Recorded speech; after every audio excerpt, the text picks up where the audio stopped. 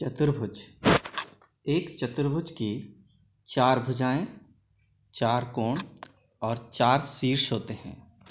जैसा कि चित्र में दिखाया गया है, एक चतुर्भुज जिसमें चार शीर्ष ए, बी, सी और डी दिए हुए हैं तथा इसके विकर्णों को सम्मुख शीर्षों को मिलाने पर विकर्ण निर्मित होते हैं। तो विकर्णों को मिलाने पर दो विकर्ण ए सी और बी डी प्राप्त हुए हैं। चतुर्भुज ए बी सी डी में A B, B C, C D और डी चार भुजाएं हैं तथा कोण ए, कोण बी, कोण सी और कोण डी शीर्ष पर बने चार कोण हैं। चतुर्भुज के चारों अंतः कोणों का योग 360 अंश होता है। चतुर्भुज के बाद निर्मित होता है समलंब चतुर्भुज। इसमें चतुर्भुज के सारे गुण हैं, अर्थात इसकी भी चार भुजाएं हैं, इसके चार कोण हैं, चारों कोणों का योग 360 अंश है। इसलिए हम कह सकते हैं कि ऐसा चतुर्भुज जिसमें सम्मुख भुजाओं का कम से कम एक जोड़ा समांतर हो।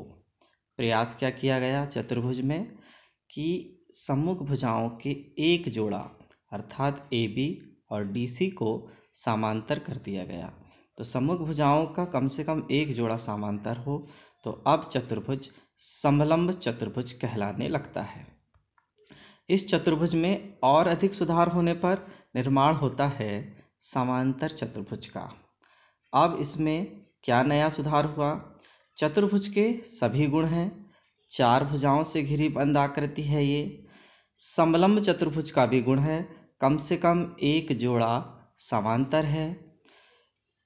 किंतु इसमें एक नया गुण और आ गया कि इसके दोनों जोड़े समांतर हो गए। अर्थात समांतर चतुर्भुज की क्या खासियत हो गई?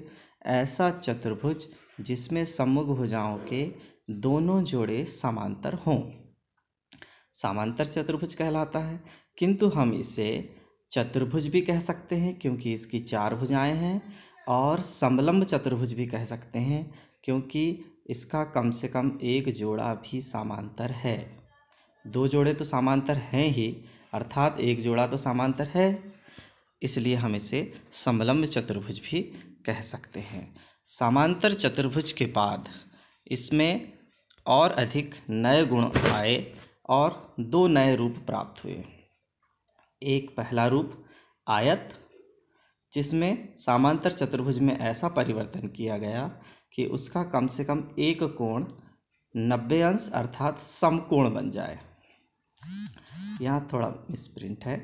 आयत ऐसा समांतर चतुर्भुज जिसका एक कोण समकोण हो, आयत कहलाता है।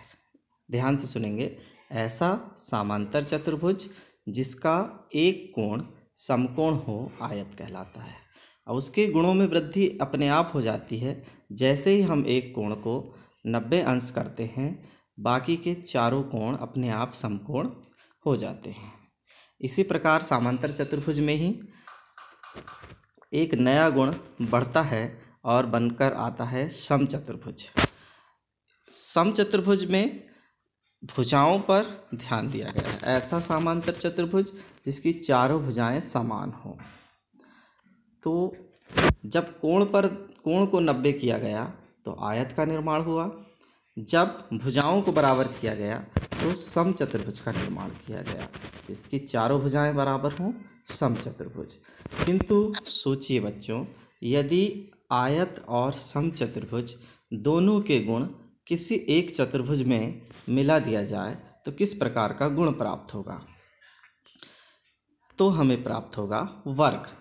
ऐसा समांतर चतुर्भुज जिसमें चारों भुजाएं समान हो अर्थात समचतुर्भुज के भी गुण हो, एवं एक कोण समकोण हो अर्थात आयत के भी गुण हो, तो वह वर्ग कहलाता है।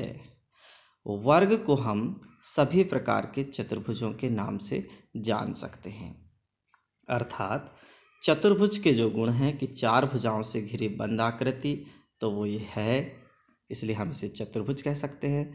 समलंब चतुर्भुज का गुण है कम से कम एक जोड़ा समांतर हो सम्मुख भुजाओं का, तो ये भी है, अर्थात हम इसे समलंब चतुर्भुज भी कह सकते हैं। समांतर चतुर्भुज का गुण है कि उसके दोनों जोड़े समांतर हों, सम्मुख भुजाओं के दोनों जोड़े समांतर होने के कारण हम इसे समांतर चतुर्भुज भी कह सकते हैं।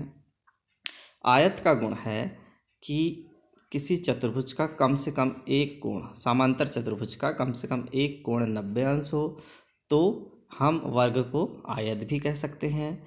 और समचतुर्भुज का गुण है कि जिसमें सभी भुजाएं बराबर हों, सभी भुजाएं बराबर हों, ऐसा समांतर चतुर्भुज जिसमें सभी भुजाएं बराबर हों, तो यह सभी भुजाएं बराबर भी हैं। इसलिए वर्ग जो है सभी चतुर्भुजों के गुणों से भरा हुआ है।